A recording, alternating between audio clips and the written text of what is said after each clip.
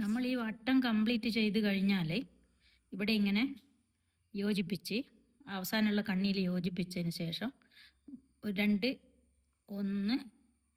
രണ്ട് chain stitch ഇട്ട് എന്നിട്ട് വീണ്ടും ആദ്യം ചെയ്തതുപോലെ തന്നെ ഈ കണ്ണിയിൽ കുത്തി 1 2 3 മനസ്സിലാവുന്നില്ലെങ്കിൽ നിങ്ങൾ പറയണേ.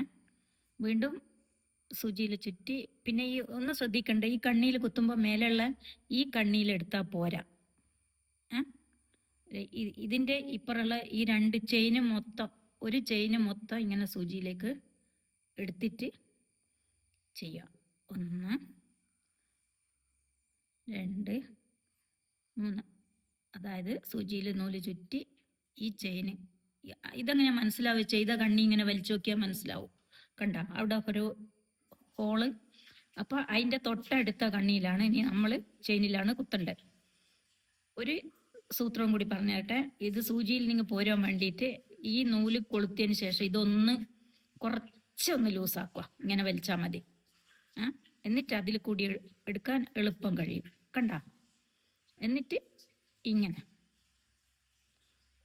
ഒന്നും കൂടി കാണിച്ചു തരാം. ഒരു പ്രാവശ്യം കൂടി അതിൽ ചെയ്യണം. ആ ഹോളിൽ തന്നെ ഒരു പ്രാവശ്യം കൂടി ചെയ്യുക.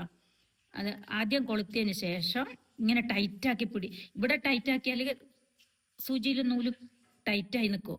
അതിന് വേണ്ടിയിട്ട് നമ്മൾ ഒന്ന് ലൂസാക്കുക. എന്നിട്ട് ആ 2 കണ്ണി കൂടി എടുക്കുക. വീണ്ടും മറ്റേ 2 കണ്ണി കൂടി. അപ്പോൾ നിങ്ങൾക്ക് എളുപ്പം കഴിയുമ്പോൾ മനസ്സിലായോ?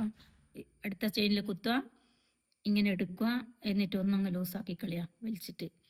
പഠിക്കുമ്പോൾ ഇത് ലൂസാക്കിയിട്ട് തന്നെ ചെയ്തോ, പിന്നെ അധികം ലൂസാക്കാൻ പാടില്ല.